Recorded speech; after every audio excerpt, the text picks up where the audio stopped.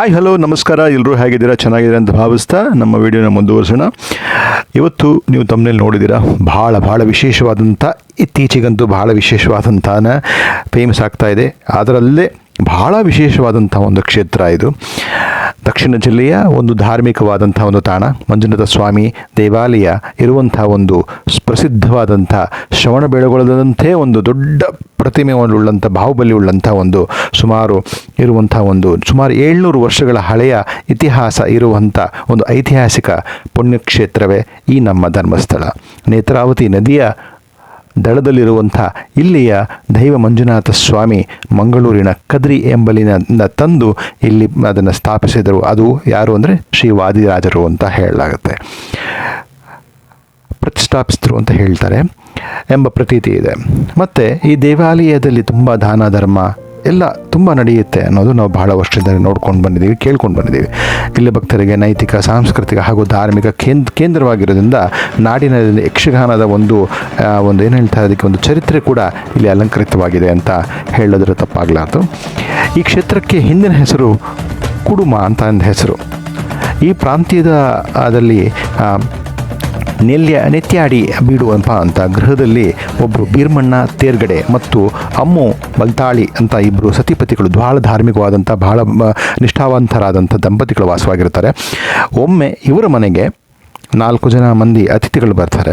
ಬಂದು ಬರ್ತಾರೆ. ಇವರ ಅತಿಥಿ ಸ್ವೀಕಾರ ಮಾಡ್ತಾರೆ. ಸತಿಪತಿಗಳು ತುಂಬ ತಮ್ಮ ಶಕ್ತಿ ಮೀರಿ ತಮ್ಮ ಅತಿಥಿಗಳಿಗೆ ಸತ್ಕಾರ ಮಾಡ್ತಾರೆ. ಒಂದು ದಿನ ಏನಾಗುತ್ತೆ, ಭೀರ್ಮಣ್ಣಂಗೆ ಅವರ ಕನಸಿನಲ್ಲಿ ರಾತ್ರಿ ಬಂದು, ನಾವು ದೈವಗಳು ನಾವು ನಿಮ್ಮ ಮನೇಲಿ ಬಂದು ನೆಲೆಸಬೇಕು, ನಮ್ಗೆ ಅದಕ್ಕೆ ಅವಕಾಶ ಮಾಡಿಕೊಡಿ ಅಂತ ಕೇಳ್ತಾರೆ. ಅದಕ್ಕೆ ಭೀರ್ಮಣ್ಣ ಏನು ಮಾಡ್ತಾರೆ, ಆಯಿತು ಅಂತ ಹೇಳಿ ಅಲ್ಲಿನ ಆಗ ಅವರು ವೀರಬಣ್ಣವರು ತಮ್ಮ ಮನೆ ಏನಿದ್ರು ಅದನ್ನು ದೈವಕ್ಕೆ ಬಿಟ್ಟುಕೊಡ್ತಾರೆ. ಅಲ್ಲಿ ಬಂದು ನೆಲೆಸಿದಂತಹ ದೈವಗಳು 4 ದೈವಗಳು, 2 ಹೆಣ್ಣು ದೈವಗಳು ಹಾಗೂ 2 ಗಂಡು ದೈವಗಳು. ಕಾಳಿರಾಹು ಅನ್ನುವುದು ಪುರುಷ ದೈವ ಮತ್ತು ಕಳಕಾರಿ ಅಂತ ಸ್ತ್ರೀ ದೈವ ಮತ್ತು ಕುಮಾರಸ್ವಾಮಿ ಅಂತ ಪುರುಷ ದೈವ ಹಾಗೂ ಕನ್ಯಾಕುಮಾರಿ ಎಂದು ಸ್ತ್ರೀ ದೈವ ಮನೆಯಲ್ಲಿ ನೆನೆಸ್ತಾರೆ. ಅದು ಬಹಳ ದೈವ ಅಂತ ತುಂಬ ವರ್ಷಗಳಂತ ತುಂಬ ಭಕ್ತಿಯಿಂದ ಅದು ಪೂಜೆ ಮಾಡ್ತಾ ಇರ್ತಾರೆ. ಅದರಲ್ಲಿ ಗುಡಿಯನ್ನು ಕಟ್ಟಿಸಿ ಬ್ರಾಹ್ಮಣರ ಅರ್ಚಕರನ್ನು ನಿತ್ಯ ಪೂಜೆಗೆ ಭೀರ್ಮಣ್ಣವರು ಅದನ್ನು ನೇಮಿಸ್ತಾರೆ.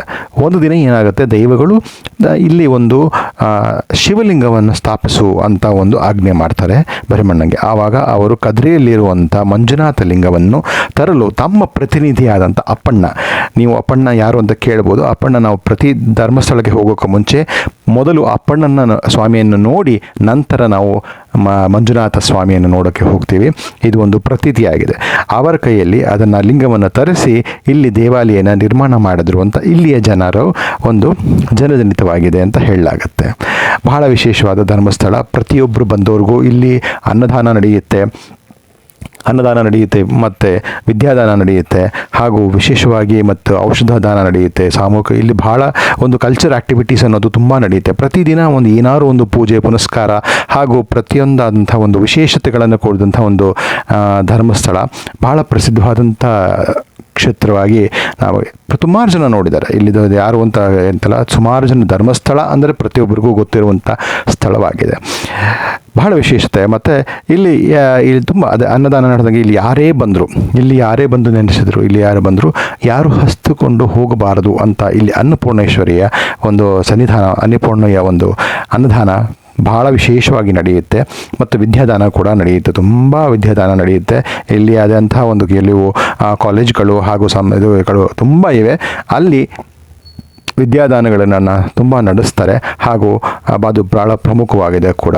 ಮತ್ತು ಔಷಧ ದಾನ ಮತ್ತು ಇಲ್ಲಿ ವಿಶೇಷವಾಗಿ ಅಲ್ಲಿಂದ ಬಂದಂಥ ಕೆಲವು ವೈದ್ಯಕೀಯ ಸಲಕರಣೆಗಳು ಹಾಗೂ ಡಾಕ್ಟ್ರು SDM ಅಂತ ನೀವು ಕೇಳಿದ್ದೀರಾ. ಸುಮಾರು ಕಡೆ ಅದರ ಹಾಸ್ಪಿಟಲ್ಗಳು ಕೂಡ ಇದೆ. ಅದು ಪ್ರಾರಂಭವಾಗಿದ್ದೇ ಇಲ್ಲಿ ಧರ್ಮಸ್ಥಳದಿಂದ ಶ್ರೀ ವೀರೇಂದ್ರ ಹೆಗ್ಗಡೆ ಅವರು ನೋಡ್ತಾ ಇದ್ದೀರಾ, ಇವರ ಸ್ಥಾಪನೆ ಮೂಲಕ.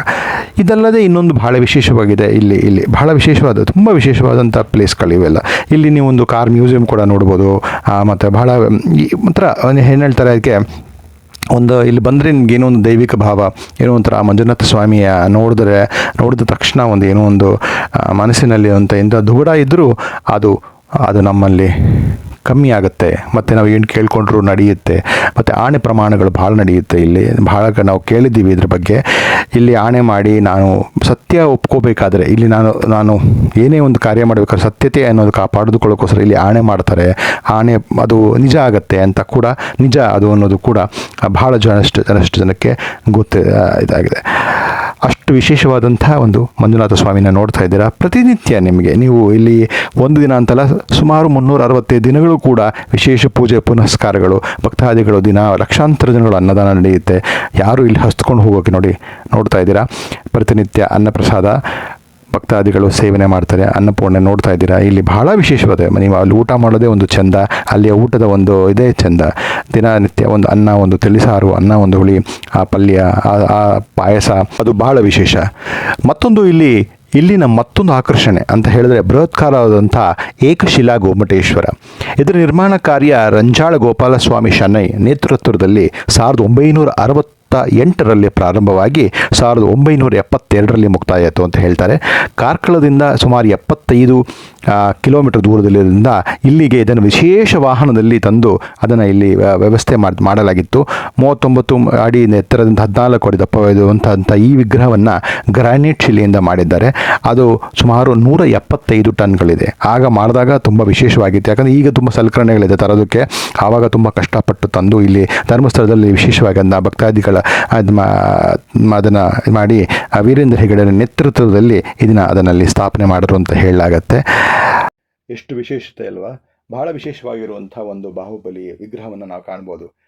ಹೊಸ ಬಾಳಿನಲ್ಲಿ ನಿಂತಿರುವ ಹೊಸ ಜೋಡಿಗೆ ಶುಭವಾಗಲಿ ಅಂತ ಆಗಲೇ ಹೇಳಿದ ಹಾಗೆ ಸಾಮೂಹಿಕ ವಿವಾಹ ತುಂಬ ಪ್ರಖ್ಯಾತವಾದಂಥದ್ದು. 1972ರಲ್ಲಿ ಪ್ರಾರಂಭವಾಗಿ ಇಲ್ಲಿವರೆಗೂ ನಡ್ಕೊಂಡ್ಬಂದಿದೆ. ಕೋಟ್ಯಾಂತರ ಲಕ್ಷಾಂತರ ನವದಂಪತಿಗಳು ಇಲ್ಲಿ ಮದುವೆಯಾಗಿದ್ದಾರೆ. ಅವರು ಸುಖವಾಗಿ ಜೀವನ ಮಾಡ್ತಿದ್ದಾರೆ. ಅದೇ ಒಂದು ವಿಶೇಷತೆ. ಹೋಪ್ ನಿಮಗೆ ಈ ಧರ್ಮಸ್ಥಳದ ವಿಡಿಯೋ ಇಷ್ಟ ಆಗಿದೆ ಅಂತ ಭಾವಿಸ್ತೀನಿ. ನನಗೆ ತಿಳಿದಷ್ಟು ನಿಮಗೆ ವಿಡಿಯೋಗೆ ತಿಳಿಸ್ಕೊಡೋಕ್ಕೆ ಪ್ರಯತ್ನ ಪಟ್ಟಿದ್ದೀನಿ. ಬನ್ನಿ, ಆ ಮಂಜುನಾಥ ಸ್ವಾಮಿ ನಿಮ್ಮೆಲ್ಲರಿಗೂ ಒಳ್ಳೇದು ಮಾಡಲಿ ಹಾಗೂ ಎಲ್ಲರಿಗೂ ಒಳ್ಳೆಯದಾಗಲಿ ಅಂತ ಮಗದೊಮ್ಮೆ ಥ್ಯಾಂಕ್ಸ್ ಹೇಳ್ತಾ ಈ ವಿಡಿಯೋನ ಲೈಕ್ ಮಾಡಿ, ಶೇರ್ ಮಾಡಿ ಹಾಗೂ ಕಮೆಂಟ್ ಮಾಡಿ ಅಂತ ಹೇಳ್ತಾ, ಇನ್ನೊಂದು ಬ್ಯೂಟಿಫುಲ್ ಆದಂಥ ನಮ್ಮ ಕರ್ನಾಟಕ ಆಗಲಿ ಅಥವಾ ನಮ್ಮ ಭಾರತದಲ್ಲಾಗಿರುವಂಥ ವಿಶೇಷವಾದ ಒಂದು ವಿಡಿಯೋದೊಂದಿಗೆ ನಾನು ನಿಮ್ಮೊಂದಿಗೆ ಬರ್ತೀನಿ. ಅಲ್ಲಿವರೆಗೂ ಟೇಕ್ ಕೇರ್. ವಿಡಿಯೋ ನೋಡ್ತಾ ಇರಿ, ಎಂಜಾಯ್ ಮಾಡಿ ಅಂತ ಹೇಳ್ತೀನಿ. ಬಾಯ್.